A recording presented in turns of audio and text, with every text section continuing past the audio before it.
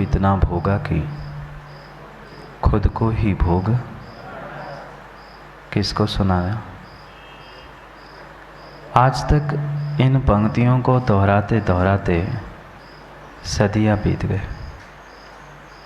सुबह उठकर उस पाषाण के भगवान के पास पहुंचकर कई बार इन पंक्तियों को हमने दोहराया।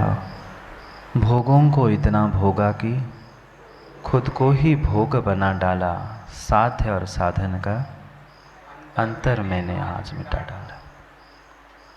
ये मात्र शब्दों में हमने उस पाषाण के परमात्मा को तो सुनाया, पर डॉक्टर साहब क्या भीतर के परमात्मा को सुनाए? नहीं सुनाया। हजारों बार इन पंक्तियों को हमने दोहराया होगा। कई बार कह दिया कि तृष्णा की खाई खूब भरी खूब भरी खूब भरी, पर रिक्त रही रिक्त रही रिक्त रही।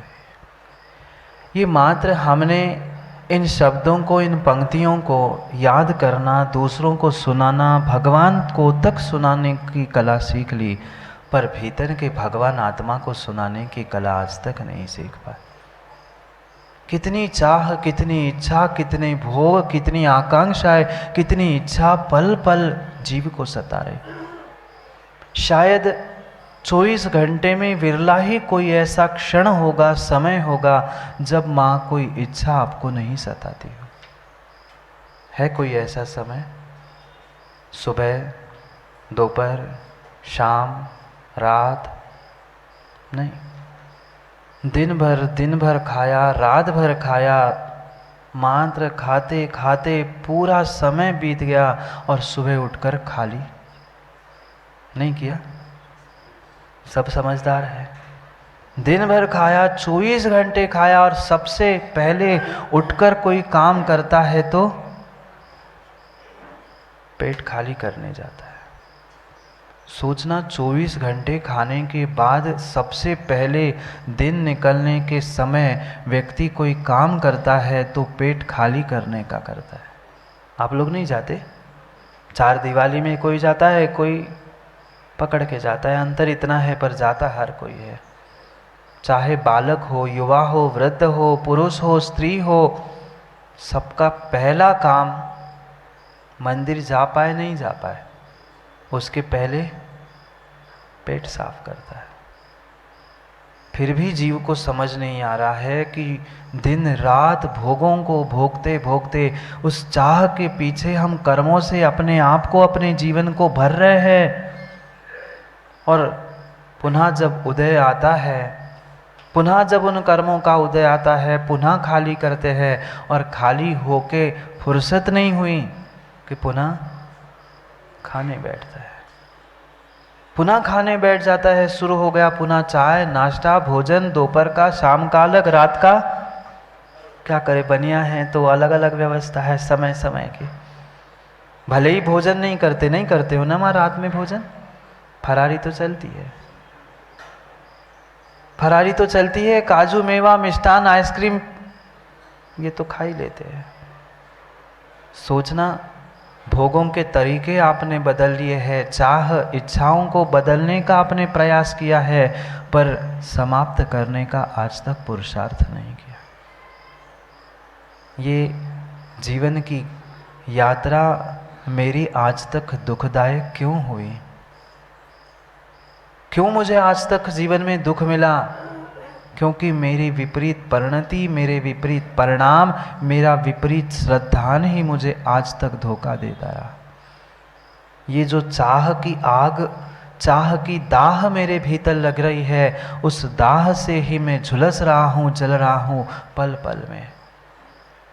सामने थाली रखी है, सामने भोजन रखा है, फिर भी जीव दुखी है, और जिसको भोजन नहीं मिल रहा है वो भी दुखी है।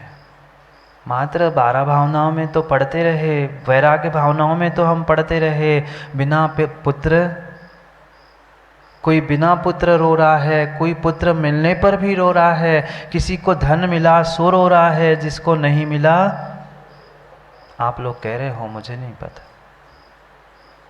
क्यों। क्योंकि इन साधनों को इकट्ठा करने से चाह मिटे, इच्छाएं समाप्त हो जरूरी नहीं है। हर व्यक्ति मात्र 1 रुपए की चाह लेके जी रहा है। 99 है, सबके पास 99 है। किसी के पास मात्र 99, किसी के पास 999, किसी के पास 9999, पर सबके पास है। 1000 है तो लाख चाहिए, लाख है तो करोड़ों चाहिए। 1 रुपए के पीछे, एक की चाह में वह पता नहीं कितनों के सामने वह भीख मांगता है। देखो, वे गुटखे खाने वाले, तंबाकू खाने वाले करोड़पति भी हो, पर पड़ोसी से पूछते थोड़ा सा चूना है, करोड़पति। दुनिया को करोड़ों बांटने वाले, करोड़ों अरबों का दान करने वाले, वे छोटे से ठोट के लिए पूछते हैं माचिस है। रास्ते पे आधी बुझी हुई ठोट उठा के कोई देख ना ले, चोरी से चूस लेते हैं। ये चाह ही तो है। करोड़पति के घर में जन्मने के बाद भी तुम रोड़पति की हरकत नहीं छोड़ पा रहे हैं। ये कौन है? ये तुम्हारे एक एक इंद्रियों के विषयों की जो चाह सता रही है, वह चाह ही तुम्हें दुख दे रही है। क्यों नहीं रोक पा रहे हैं हम अपनी चाह को? क्योंकि भीतर की शक्ति को पहचान नहीं पा रहे। डरते हैं, क्या पता उपवास कर लूं चक्कर आ गई तो, क्या पता मैं गुटखा छोड़ दूं और जी नहीं पाऊं तो। सदियां बीत गई। जिस सामग्री को गोलू मामा त्रियंश नहीं खाता है, उसे इंसान चाव चाव से खा रहा है। क्या स्थिति है? चाह है। कौन सा अमृत भरा है उस गुटखे में? कौन सा अमृत भरा है उस चाय में? चाय तो नहीं पीते ना, चाय तो छोड़ दी, पर चाय तो छोड़ दी अविनाश जी, पर चाहे तो पूछ रहा हूं। चाय पीना तो तुमने 1 कप की छोड़ दी, 1 कप की चाय छोड़ दी, तो डॉक्टर साहब क्या छोड़ दिया? चाह छोड़ो तो मानू। 1 कप की चाय छोड़ दी, ये कितना सा पाउच गुटखे का छोड़ दिया, हमने बहुत छोड़ दिया मानते हो। अरे जीवन की चाह छोड़ दो, मरण की चाह छोड़ दो, तुम भगवान पक्के बन जाओगे। पर क्या करे, विपरीतता है, विपरीत मानसिकता है, विपरीत सोच है। थोड़ा सा तपस्या करने का कभी समय आता है, हम घबरा जाते हैं, डर जाते हैं, पता नहीं क्या होगा। एक बार उपवास, एक बार एकासन करते हैं, मां कितनों को बताते? नहीं बताते। आज ही तो उपवास है और आज ही पैर रहा है, आज ही तो शांति से जीने देते, आज ही अष्टमी है और आज ही कम से कम 50 बार तो मुंह से स्वयं से ही कहते आज एकासन है, आज एकासन है, आज एकासन है। अरे छोड़ा, क्या छोड़ा? प्रशंसा के लिए एकासन किया था। अभी आएगा पर्यूषण, करेंगे बहुत सारे उपवास, बहुत सारे एकासन। जितना उपवास करके एकासन करके त्याग नहीं किया था, उससे अधिक बार कहलाते हैं कि हमने 10 उपवास किए थे। पता है आपको? हमने 10 एकासन किए थे। सोचो, विचार करो। एक बार छोड़ने पर हम इतनी प्रशंसा चाहते हैं। प्रशंसा के लिए त्याग नहीं करना है, भीतर के दाह को, भीतर के राग को, भीतर के आग को मिटाने के लिए चाह को छोड़ना है। पर क्या करें, हमें अपनी श्रद्धा ही मजबूत नहीं है। हमें अपने शक्ति पर, अपने आप पर ही श्रद्धा नहीं है, अपने आप पर ही विश्वास नहीं है। दूसरे पर फिर भी विश्वास हो सकता है, पर अपने आप पर मां विश्वास नहीं है, नहीं है। पिता का घर क्यों छोड़ना पड़ा? मां बोलो ना, मौन है क्या? पिता का घर क्यों छोड़ना पड़ा? धक्के दे के भगाया था क्या? बोलो हाँ कि बोलो ना। धक्के दे के भगाया था, बैंड बाजों के साथ बढ़िया। पता नहीं कभी डोली कहीं किस में बैठ कर गए थे, धक्का दे के तो किसी ने नहीं भगाया था। क्या वहाँ रोटी के टुकड़े नहीं मिल रहे थे? बोलो ना, रोटी के टुकड़े नहीं मिल रहे थे क्या? भोजन नहीं मिल रहा था? कपड़े नहीं मिल रहे थे क्या? आपकी वहाँ इच्छाओं की पूर्ति नहीं हो रही थी? वहाँ सब पूर्ति हो रही थी, मात्र एक विषय नहीं मिल रहा था, तो जन्म देने वाले माता पिता को छोड़कर दूसरे के घर जाना पड़ा। एक एक इंद्रिय विषय की चाह ने माता पिता से भी दूर कर लिया। मात्र इनसे नहीं, आपसे भी चर्चा करनी पड़ेगी, क्योंकि आज के युवा भी छोड़कर जाने तैयार है एक इंद्रिय विषय की चाह के पीछे माता पिता को। छोड़ दिया धर्म को, छोड़ दिया माता पिता को, क्योंकि वह एक इंद्रिय विषय की चाह भीतर बैठी थी। क्या कमी थी माता पिता के घर? कोई कमी नहीं थी, कोई कमी नहीं थी, कोई कमी नहीं थी, पर फिर भी माता पिता को जन्म देने वाले, पालने पोसने वाले को भी छोड़कर हम उस आग में, दाह में जलने के लिए तैयार हो गए। कब तक अपने शक्ति को भूलते रहेंगे?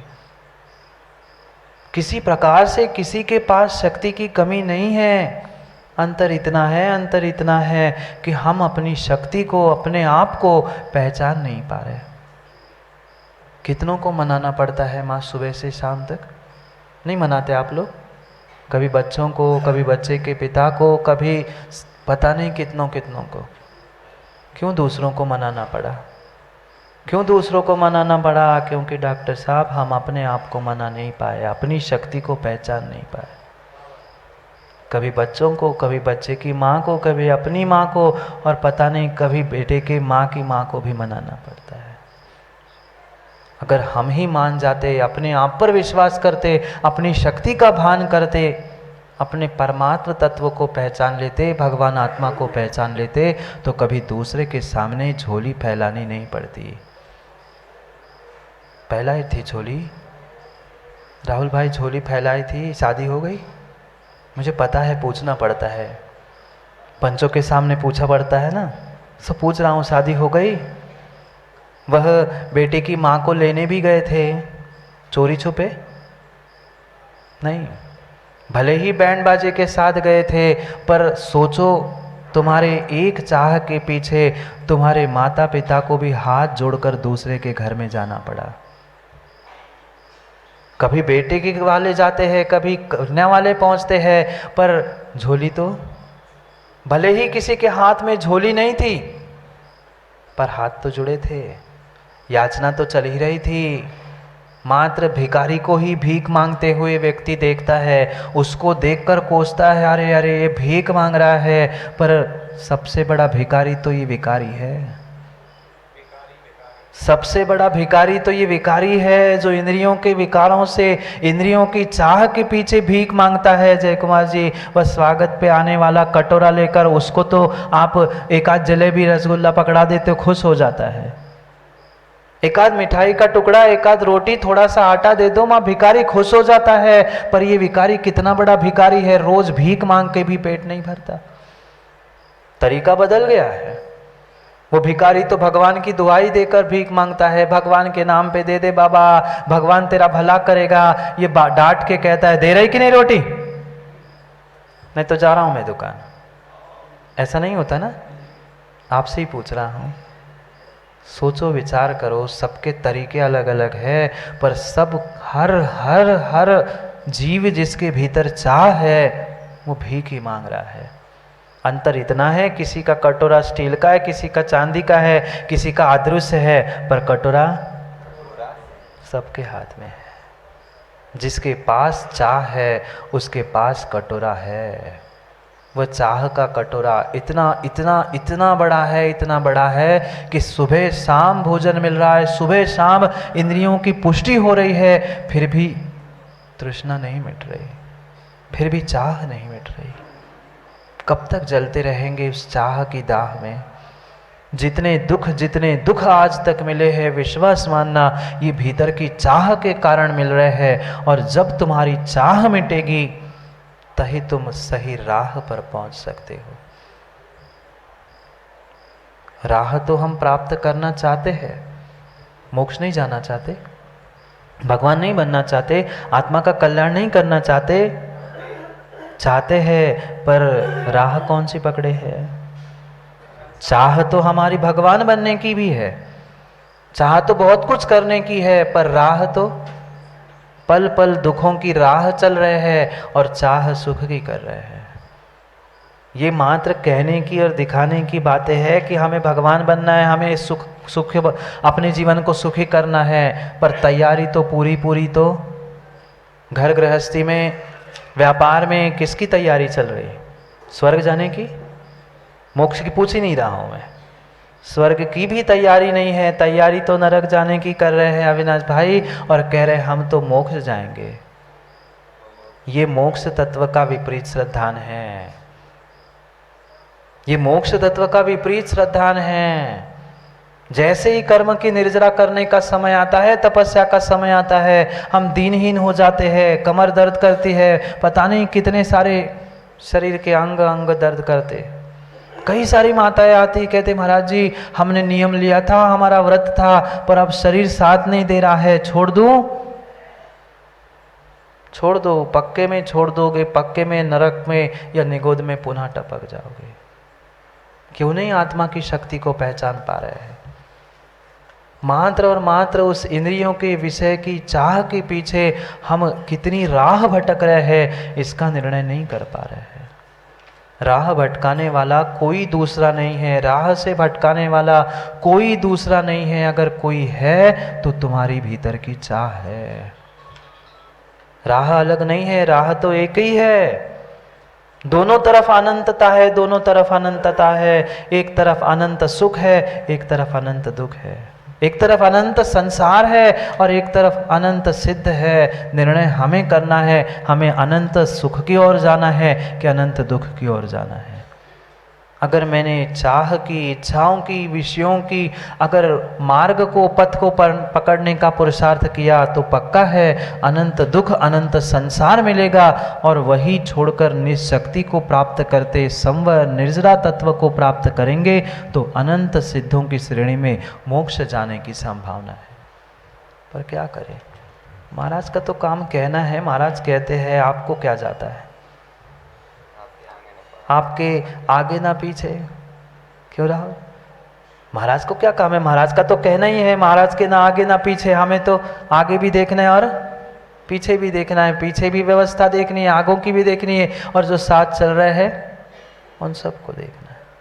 कब तक देखते रहेंगे माँ? कब तक दूसरों की व्यवस्था करते रहेंगे? कब तक दूसरों को मनाते रहोगे? कभी कभी अपने आप को भी मनाकर अपने स्वयं की भी तो व्यवस्था कर लो, अपने आप को भी पहचानने का पुरुषार्थ कर लो। अन्यथा छठे काल में कोई समझाने वाला भी और कोई मार्ग बताने वाला भी मिलने वाला नहीं है।